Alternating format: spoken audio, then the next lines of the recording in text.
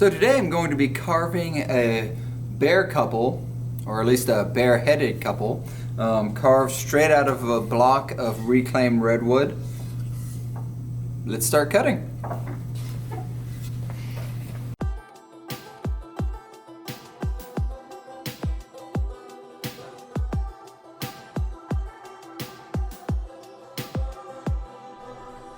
So here you see my sculpture being laid out in the block of wood. And I'm also defining the bottom edge, which I'm going to refine a little bit more with a straight saw, a Japanese pool saw in this case, so I don't cut into the solid block that I want to leave intact at the bottom. Right now I'm doing a bunch of cross cuts, which also serve as relief cuts. So when I go back through right here to remove chunks of material, it keeps me from bending the bandsaw blade too fiercely. So it just allows me to break off chunks. And I'm removing all the larger pieces of material with the bandsaw at this point.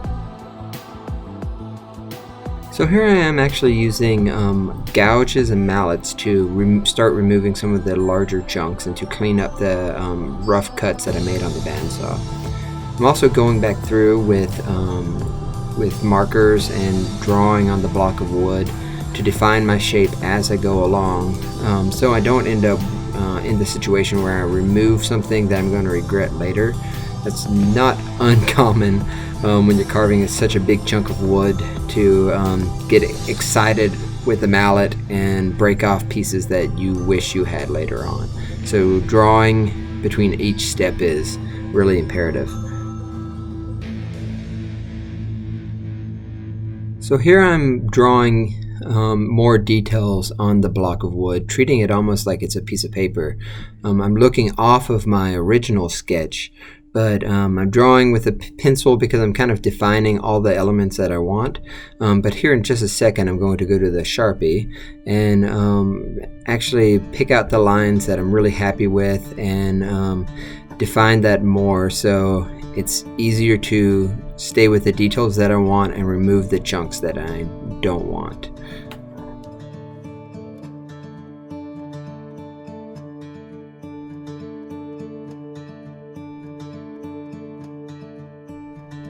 You'll see me here carving with a variety of different tools, even a variety of different mallets.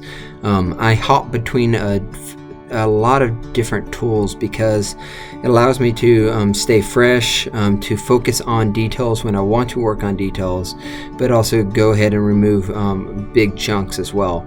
I like to define details here and there, even though I'm not even remotely at the stage of basically carving out the finished surface.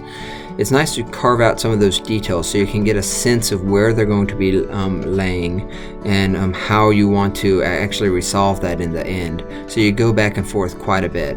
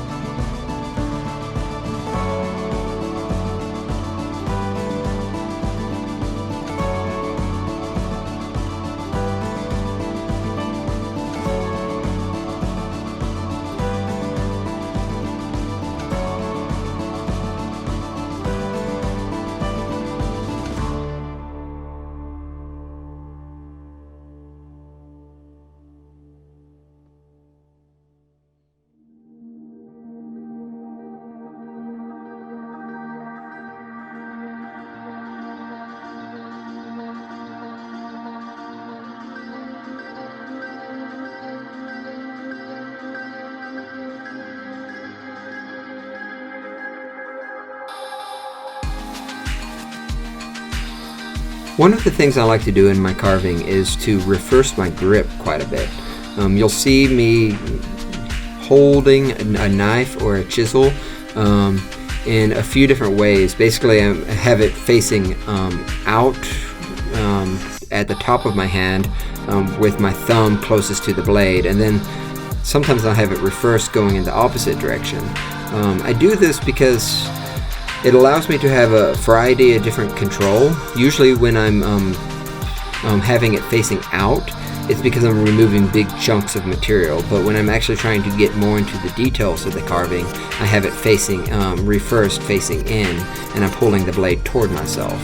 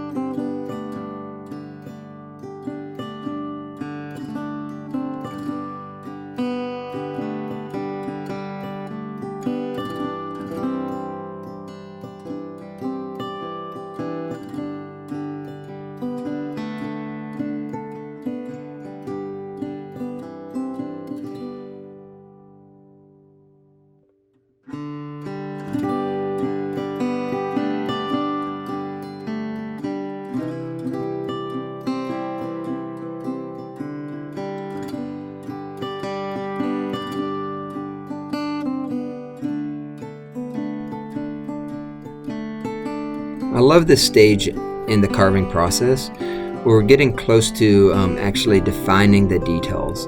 You start seeing faces emerge. You can see the details appearing on these faces at this point. I mean, suddenly you go from being alone in the studio to having something else with you in the space. You have company all of a sudden because you have a sculpture that's emerging out of just a block of wood. There's something really satisfying about this part.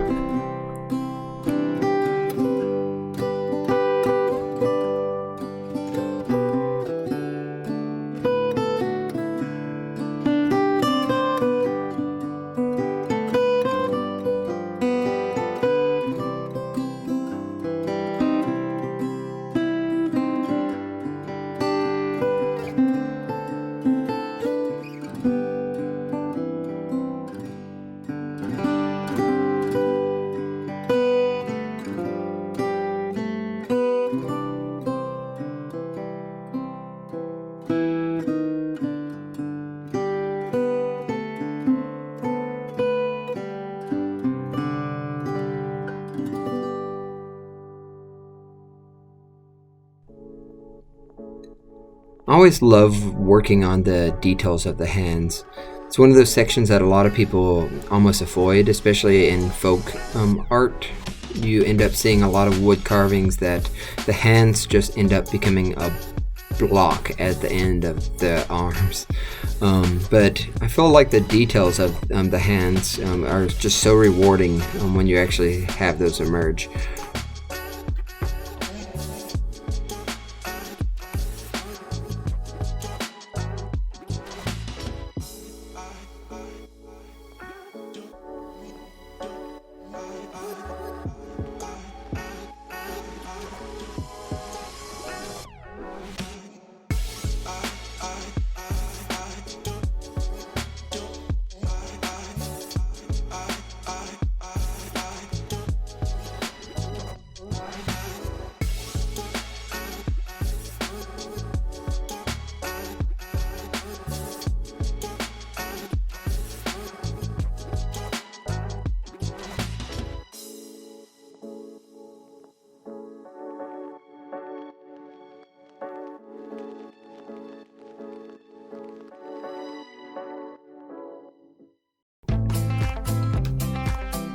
Carving on the feet here is actually one of the most time-consuming and least rewarding of parts of the entire carving process. Something about carving the feet where it always seems like it's just these blocks at the bottom of the leg, so it should be really easy to finish off, but they end up taking so much longer than I ever really expect them to. Even though I know better, I never really account for the amount of time that the details of the feet end up taking. I think part of it is just the nature of the way I carve. Where I'm carving from a solid block of wood, I have to define the feet without removing the feet from the blocks. If I'm carving this separately and joining it back to a block of wood, then it's a little bit simpler. I can remove all the voids pretty easily with a saw at that point, but because I'm carving from a solid block, it's almost entirely blade work.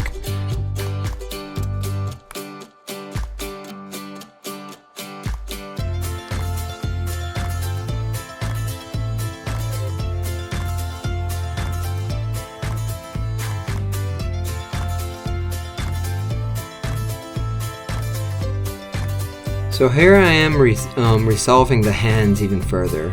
So I'm hopping back and forth between a lot of different knives and tiny gouges and chisels at this point. You need a variety of tools for really detailed work on the hands. It allows you to get all the concaves and all the convex curves that you want just by the different profiles of the blades that you're working with.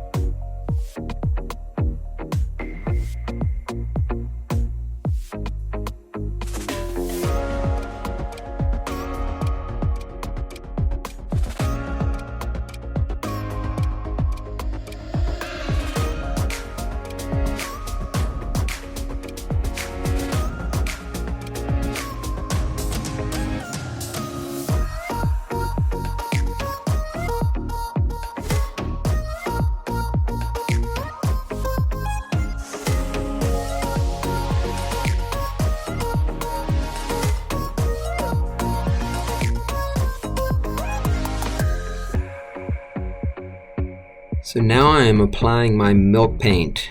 I've used a lot of different recipes over the years, but the consistency between all the different recipes I've used for my milk paint has been of course, the milk. The proteins in the milk, the casein in the milk, is the proteins that actually bind the paint together. The most common thing I end up changing about it is what thickening agents I use, or what type of pigments that I use. But recently I started using a dehydrated milk in my milk paint, and that seems to have been working really well. It allows me to actually store my ingredients without having to go and buy milk curds, which was what I was using before. And so it's kind of nice to be able to just have a case with my thickening agents, my pigments, and my milk just ready in my studio at any given point.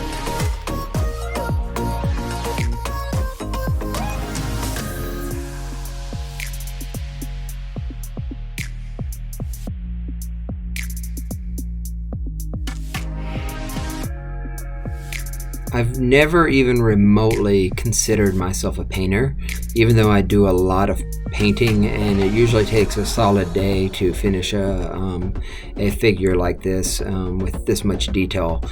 And if I'm doing a complex paint job like I'm doing here, never really think of myself as a painter.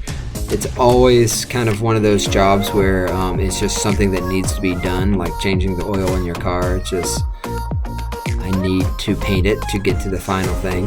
It's not the part that I actually enjoy. The carving is something that I absolutely love, but I feel like the pieces just look so much better with the paint, so I'm gonna paint them.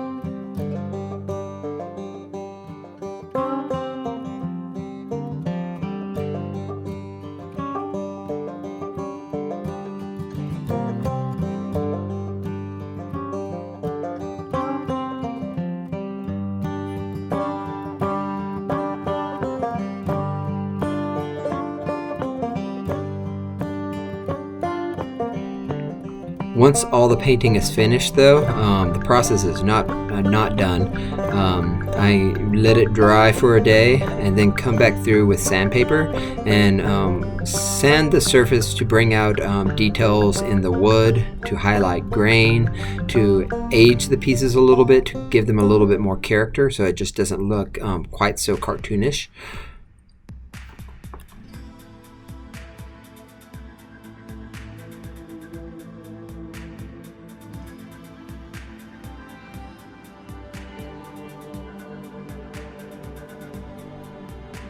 Once I'm done sanding, I'll also, in the case of these sculptures, I'll use a spray finish over top of it. So I used a satin spray varnish over the entire thing at the very end.